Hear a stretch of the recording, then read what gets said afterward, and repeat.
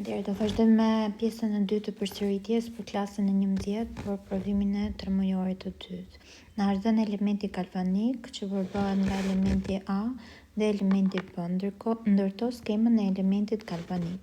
Atëherë elementi galvanik përbohet nga dy elektroda, anoda edhe katoda, ku anoda është ngarkuar negativisht, ndërkohë katodën e kemi të ngarkuar pozitivisht.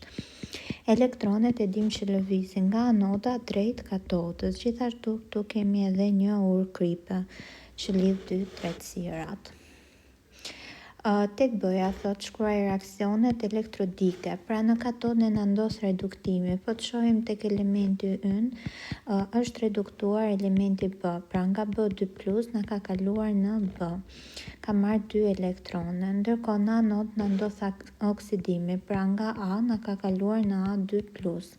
Ka dhënë 2 elektrone. Thjeshtojmë elektronet dhe shkruajmë reaksionin e përgjithshëm. A plus B2+, që na jep B plus A2+. Ky do jetë reaksioni i përgjithshëm. Shikojmë tek pyetja C. Tek pyetja C. Sa gram metal kalon në trajt ionesh në tretësirë nëse në katod depozitohet 27 gram metal. Pra në katod depozitohet 27 gram metal. Kjo masa është masa e metalit B, 27 gram. Nga reaksioni ne kemi që 1 mol A jep 1 mol B, duke qenë se ne kemi masat atomike të A-s, pra 64 gram A ndryshe na jep 108 gram B. X gram A na japin 27 gram B, dhe nga kjo gjejmë masën e A-s. 64 gram her 27 pjesëtim për 108.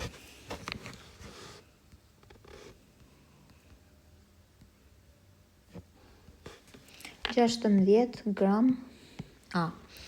Ne na thot sa gram kalon në trajt ionesh, duke qenë na kërkon masën e A2+-it, me pak fjalë, atëherë raporti është 1 i A-s me A2+-in, kështu që 16 gram A, 16 gram A2+.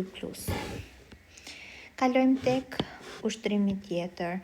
Për reaksionin 2 monoksid azoti plus oksigjen që na jep 2 dioksid azoti, shkruaj barazimin kinetik. Pra shprehjen e shpejtësisë, që kemi shpejtësia është e barabartë me konstante kinetike herë përqendrimin e monoksidit në katror herë përqendrimin e oksigjenit. Tek pika B na kërkon të njësojmë shpejtësinë kur jepet konstantja dhe përqendrimet, pra këtu kemi vetëm për t'i zëvendësuar. Konstantën e kemi 0.5 herë 10 në fuqi minus 2 herë përqendrimin e monoksidit 0.3, ky do jetë në katror herë 0.5 përqendrimi i oksigjenit. Bëjmë veprimin.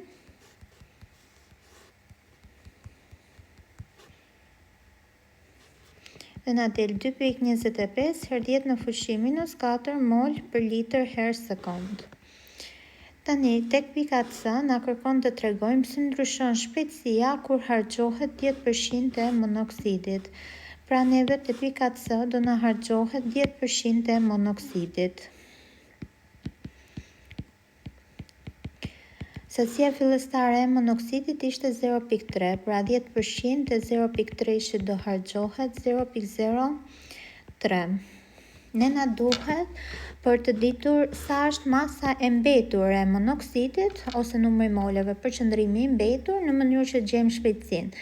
Pra mund të krijoni ose në formë tabele ose me raport. Përqendrimi i monoksidit të mbetur do jetë fillestari 0.3 minus 0.03. Pra 0.27 molar. Ndërsa për oksigjenin duhet bëjmë raportin duke patur parasysh që 2 mol monoksid veprojnë me 1 mol oksigjen. Atëherë ne na harxhohet 0.03 mol monoksid, x mol oksigjen. Dhe gjejmë numrin e moleve të oksigjenit të harxhuar. 0.03 herë 1 pjesëtim për 2, 0.015 mol. Atëherë gjejmë përqendrimin e oksigjenit tani. 0.5 minus 0.015. Nuk ka problem për njësit këtu, pasi neve supozojmë 1 litër dhe bëjmë veprimet si me molet si me përshëndrimin molar.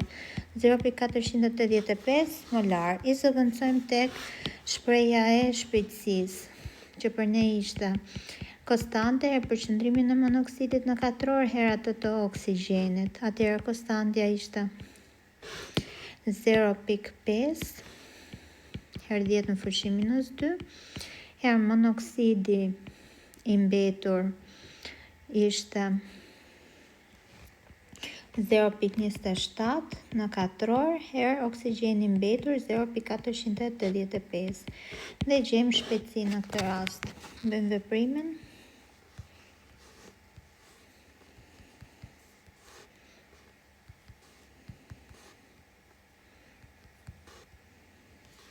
Një pikë 76 herë 10 në fushi minus 4 mol për litër herë sekond.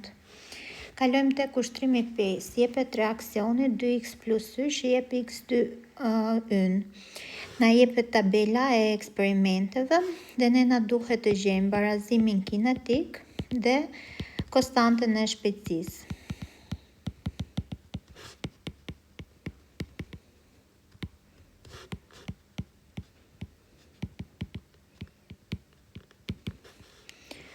Atëherë, shkruajmë njërë shprehjen e shpejtësisë konstante herë përshëndrimin e x-it në fuqi a herë përshëndrimin e y-s në fuqi b. Dhe do bëjmë raportet. Marrim 2 eksperimente ku njëri prej përshëndrimeve nuk na ndryshon, për shembull eksperimentin e parë dhe të dytë. Dhe bëjmë raportin v2 ndaj v1, ku v2-shin e kishim 0.4 ndaj 0.2. Është konstante herë përshëndrimi i x-it 0.05 në fuqi a herë i b-s, i y-s është 2 në fuqi b, dhe poshtë kemi konstante herë 0.05 në fuqi a herë 1 në fuqi b. I thjeshtojmë këto, marrim 2 paras me 2 në fuqi b. Pra b-ja është 1, fuqia e y-s apo treguesi tek barazimi. Tani që të gjejmë të x-it, do marrim v3 me v2, ose v2 me v3. Zëvendësojmë, v2 e kemi 0.4 ndaj 0.1 është e barabartë me konstante herë 0.05 në fuqi b, në fuqi a herë 2 në fuqi b, dhe poshtë kemi 0.025 në fuqi a herë 2 në fuqi b. Këto i thjeshtojmë, atëherë këtu kemi 4, tu do kemi 0.05 ndaj 0.025 e gjitha në fuqi a. 4 baras me 2 në fuqi a, atëherë 2 në fuqi 2 baras me 2 në fuqi a, aja baras me 2. Shkruajmë barazimin kinetik, konstante herë përshëndrimin e x-it në fuqi a e kishim herë të y-s në fuqi b, dhe i zëvendësojmë konstante herë përshëndrimin e x-it në fuqi të dytë herë përshëndrimin e y-s. Tani na duhet të gjejmë vlerën e konstantës. Që të gjejmë vlerën e konstantës, mjafton të marrim njërin prej rasteve eksperimentale. Pra shpejtësinë ndaj përshëndrimin e x-it në katror herë të y-s. Mund të marrim shpejtësinë e parë, 0.2 mol për litër herë sekond, ndaj poshtë kemi 0.05 molare në katror herë 1 në fuqi të parë.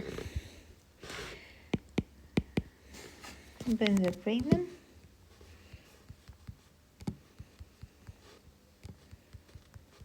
Në na del 80 mol për litër, 1 mol për litër na thjeshtohet që nxjerrim njësinë e konstantës dhe na del litër në katror për mol katror herë sekond. Konstantja kinetike. Komentoni ushtrimin në shok se doni t'ju zgjidh një ushtrim që ju nuk e kuptoni, ose na i dërgoni në faqen Instagram. Suksese!